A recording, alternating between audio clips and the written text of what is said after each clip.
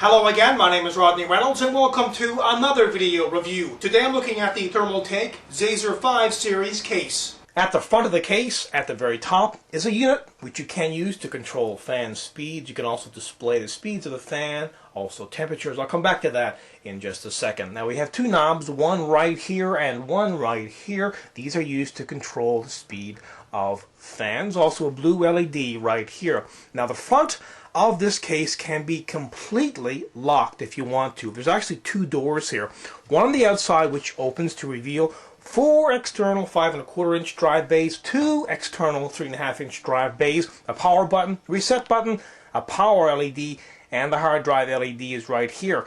Now you can also have everything swing open like so.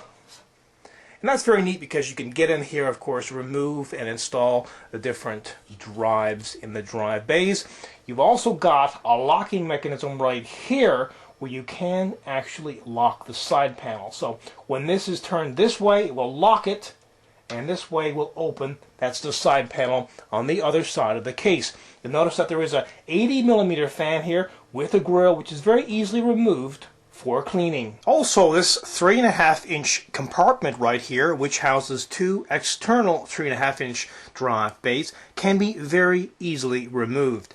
Just unscrew the thumb screw, then pull it out, install which drives you need, and slip it back in. Installing a 5¼ inch or 3½ inch drive in this case is very simple because they include plastic toolless drive rails. Now first of all, remove the plastic bag cover right here and any of these plates from the inside of the case. Next, go ahead and get some of these plastic toolless drive rails and pop them on either side of the drive like so. Once you've done that, just slip the drive into the drive bay and push it back until it snaps into place. And when installed, it looks quite nice. And removing the drive is just as easy. Push in on these drive rails and pull the drive out.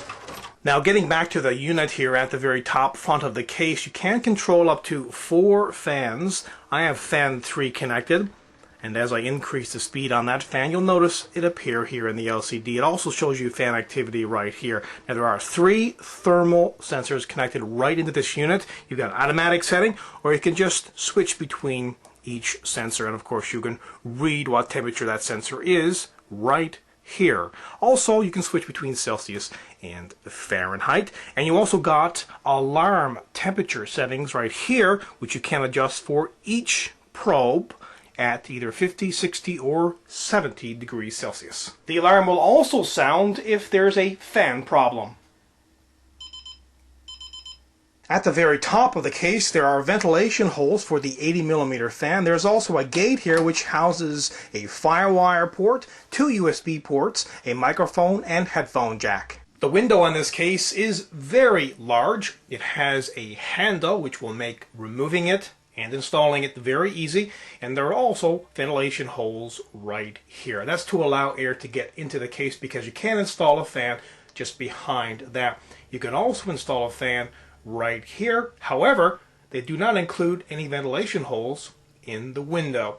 Now, like most other tower cases, this one also has feet which come out for stability. At the back of the case, at the very top, is where the power supply gets installed. They include a 19mm fan, an IO shield plate, and down right here are the expansion slots. And also there are 4 thumb screws, 2 on each side panel. At the back top of the case, there's a little switch. This switch is in when the side panel is on and out when the side panel is off. It simply goes connected right into your motherboard. Inside the case there is this side fan panel. You can install 2 fans, and each fan has a filter.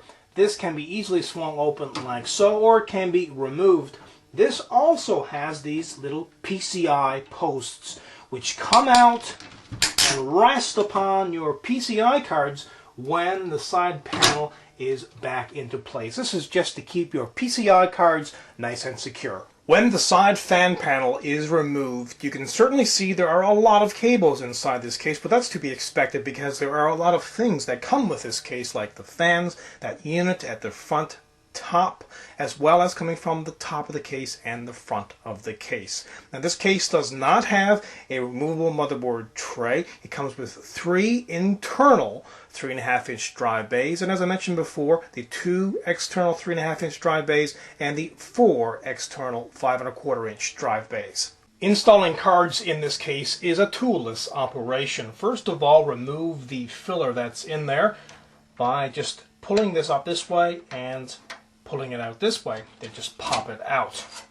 Then take the card, slip it in like so, then push this back.